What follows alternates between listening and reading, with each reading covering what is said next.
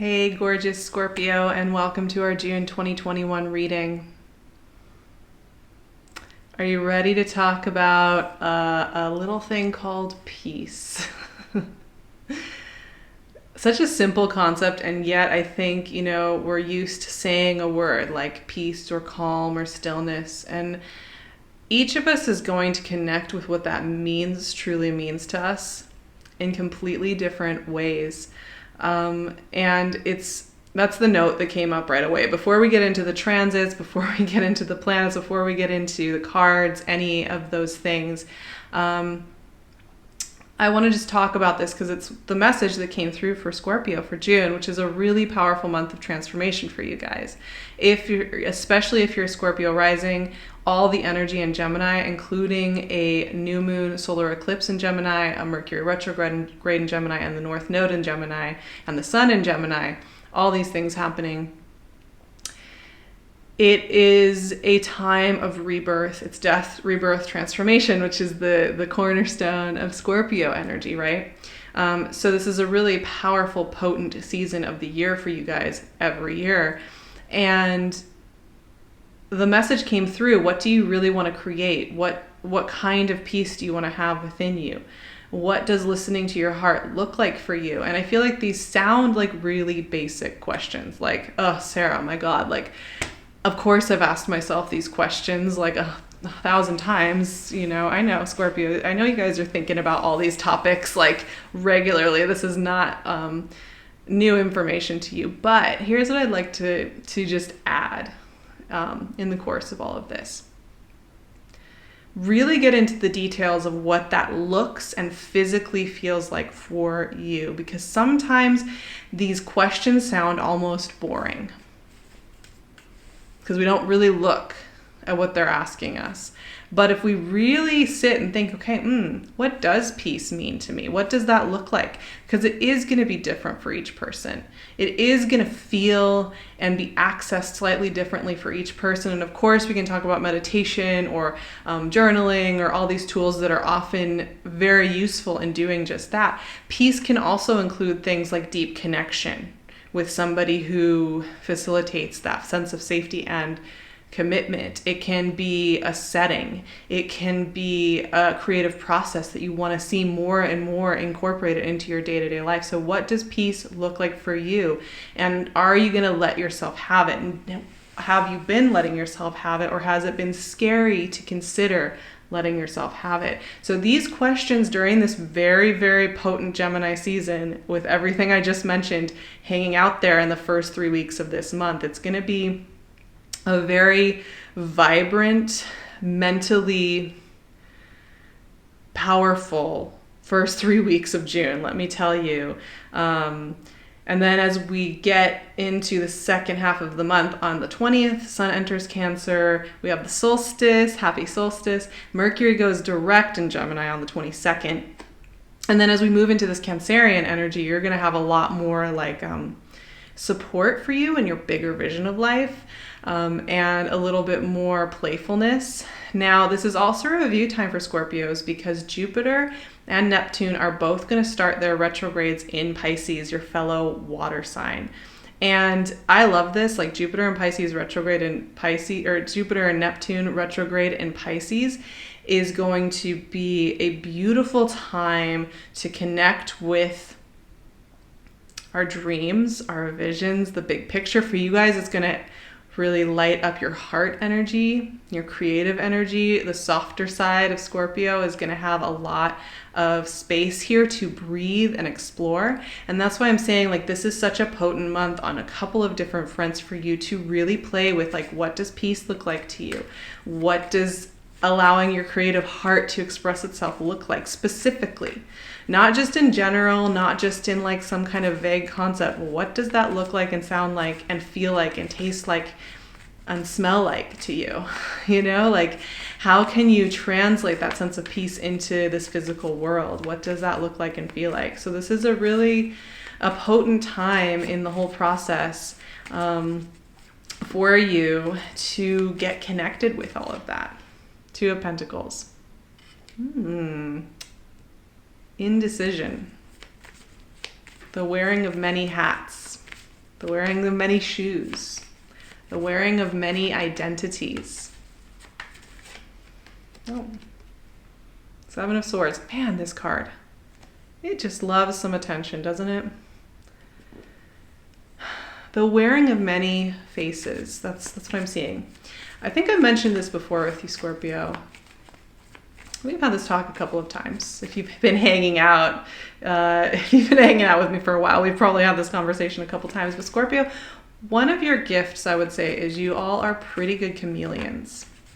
Because Scorpios, you all have like this sparkle in your eye. You're very good at being hilarious and interesting and intriguing and magnetic. And you're also very good at moving your way through like different scenarios and groups, even if it makes you tired, even if afterwards you go home and you lay down in bed for like 2 days, you can do it. You can wear a lot of different hats. You can wear a lot of different identities. Seven of Wands. And yes, that's very useful in a world that likes people who can facilitate things like that, right? But it's also exhausting. It can also mean that sneakily and slowly you're wearing away and using a lot of your energy being who you think you need to be for a whole bunch of different people without even realizing you're doing it. And the Lovers. Ooh, I like that ending because the first 3 cards here are about what I'm just saying. They're about that embattled state that I think comes and sneaks in when we start more and more to try and be a chameleon for everybody everywhere all the time. And like I said, sometimes we don't even realize we're doing it because we're so good at it that it seems natural. So with this season of transformation, it's eclipse season, it's Mercury retrograde season, it's Gemini season. It is a time of nurturance. It is a time of deep honesty. It is a time of taking our mental space and using it to help us heal, actively taking care. So how are we going to do that, my Scorpio friends? So 2 of Pentacles came up right away. And to me, this is when we are trying to do everything to make everybody happy. Now, Scorpios, I don't necessarily see you as people pleasers. Like it's not quite right. It's not quite what I mean, it's not like you're going around groveling at people's feet. However, I think that you do more juggling to keep everything moving than you think, because when you care about something and when you care about people, you feel deep responsibility. And when 2 of Pentacles that comes up, this means that you're doing more than you need to be doing when it comes to that. And it can be really subtle things like making sure everybody's comfortable, making sure your friends have everything they need, making sure 2 of Pentacles is going to ask you to put some of that down. And if you are feeling indecisive about something, you're feeling like you don't know, do you want to keep doing it? Do you want to put it down? I can't tell. What's the truth? Check with your body. Check with your body when you think about the different ways you can go. Imagine going down one path. What does it feel like? Imagine going down another path. What does it feel like? What comes up? Because we also have these kind of embattled cards. One is about sneaking through the battle, right? Behind people's backs, kind of doing the stealth thing. And one is about being up front in the battle and holding one's ground and fighting back. Both of these take a lot of energy. Both of these require a lot of maneuvering, either by trying to get away with something or by, trying to tell everybody what you need and fighting, right? I'm not saying that's literally how it's happening. I'm not saying they're sneaking around and fighting in your life. What I'm saying is that when we find that we're feeling like we have to morph ourselves into either of these settings, which every single person for the most part, almost everybody, has had to morph themselves to deal with situations in each of these. I know I have at different times where I felt like an imposter and in order for me to be happy, I had to kind of I was getting away with something to be happy, to be joyful, to let something go, right? or like I wasn't allowed to just say up front, hey, I'm changing in this way and I need to move forward in this way, right? And with Seven of Wands, feeling defensive, feeling stressed, feeling like if you go for it, you're going to have to defend yourself through. And I don't, these cards aren't going to necessarily tell you how to resolve that. What they are showing me, though, that you want to pay attention to these places of pinching, these places of having to be a chameleon, having to facilitate via battling through, building your life secretly, right? There's a transformation afoot. And I think, it's vulnerable.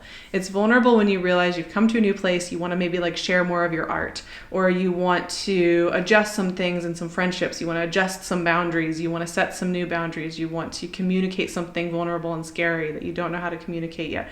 Any of those kinds of things that are coming up, sometimes even really positive things that are really happy and will be good for our relationships and be good for our creativity and be great for what we want next, require like some of the uncomfortable boundary setting, uncomfortable conversations, uncomfortable vulnerability. That is scary because then, Scorpio, guess what happens? You're going to end up showing more of your true heart and your true feelings. And that means that strong front that you can put on with the twinkle in the eyes and the charm and the ability has to come off a little bit. And that is scary, right?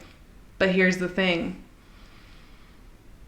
In doing that, you don't have to spend your energy juggling and feeling like you have to like live two lives and feeling like you have to, justify yourself and everything you're doing. All this energy right here can be used to just be at peace, to create, to play, to rest a little bit more in between the fun things, and to just feel a little bit more in alignment.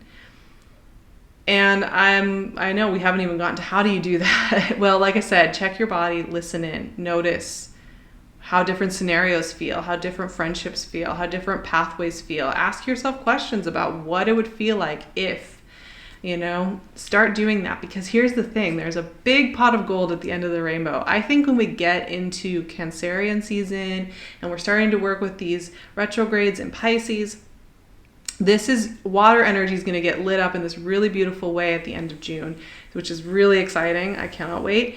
And what happens with that is there's deep connection, right? And deep connection happens when we no longer have all of our armor on, all of our different tools and identities and skill sets and hustle and all of those things, right?